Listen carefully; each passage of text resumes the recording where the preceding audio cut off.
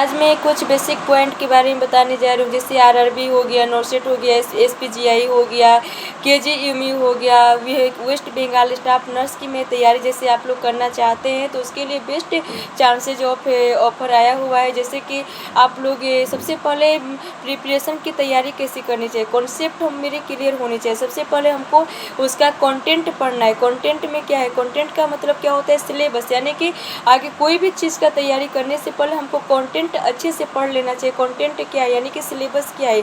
Syllabus में जैसे आपको नॉर्सेट की तैयारी कर रहे हो, आरआरबी की कर रहे हो, तो उसमें आरआरबी के सिलेबस में क्या है, जैसे कि आपको ओबीजी हो गया तो ओबीजी से बहुत क्वेश्चन को मिनिमाइज किया जाता है। ओबीजी का मतलब क्या होता है, ऑब्जेस्ट्रिक गायनोकोलॉजिस्ट होता है, ठीक है। जो जितने भी फीमेल लेडीज होती हैं, फीमेल डिपार्टमेंट में कार्य करती हैं, वो गायनो से ओबीजी से वो गायनोकोलॉजिस्ट की होती है, ठीक है।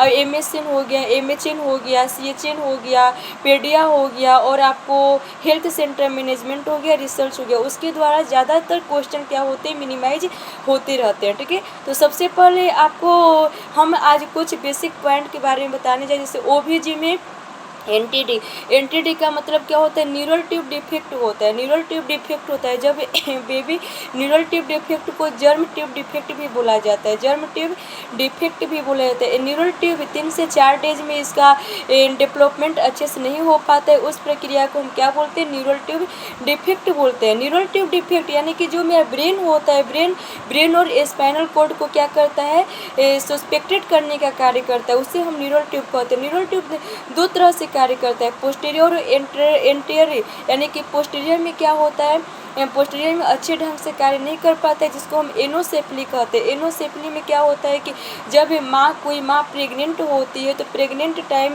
जो प्रेगनेंसी के पीरियड में जो बेबी पेट के अंदर रहता है तो उसमें हड्डियों की संख्या 8 होती है, यानी कि बोन्स की संख्या, उसमें बोन्स की संख्या कितनी होती है, 8 होती है। जब बाहर बच्चा निकल जाता है तो उसमें हड्डियों की संख्या कितनी होते हैं, 5 होते हैं उसमें हड्डियों की संख्या, यानी कि बाहर निकल जाता है तो बच्चा हड्डियाँ घट जाते हैं, ठीक है।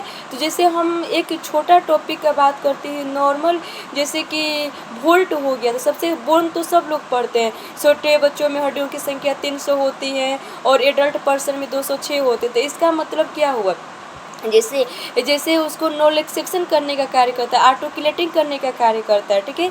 तो उसी के द्वारा, यानी कि बोन, जो हमारा बोन बनता है, बोन बनने की प्रक्रिया को हम क्या बोलते हैं, वोल्ट बोलते हैं। सबसे पहले वोल्ट पूछ देता है कि वोल्ट का अर्थ क्या होता है, तो हमको टिक करना है, यानी कि आगे सबसे पहले बॉडी में क्या होता है, हड्डी बनता है, उसके द्वारा वोल्ट का निर्माण होता है, ठीक है।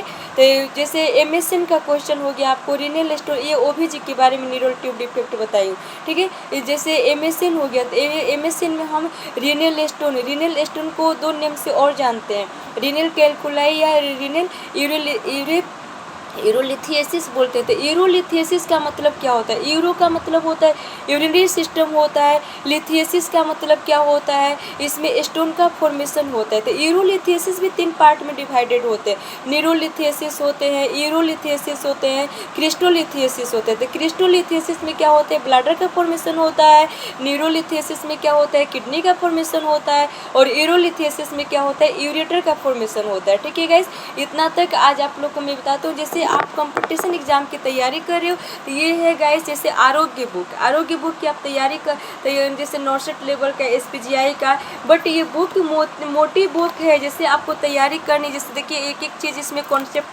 कंटेंट बाय दिया गया है, तो जैसे कोई भी चीज़ के लिए ये बुक बहुत हेल्पमंद है। आप लोग भी अगर मंगवाना चाहते हैं तो आरोग्य नर्सिंग कॉम्पिटिटिव एग्जाम के लिए बहुत ही बेस्ट बुक है। थैंक यू सो मच, इतना ही तक, थैंक यू गाइस, इतना ही तक मेरी वीडियो आज स्टॉप करती हूँ। नेक्स्ट टुडे क्लास में बताती हूँ। Thank you so much.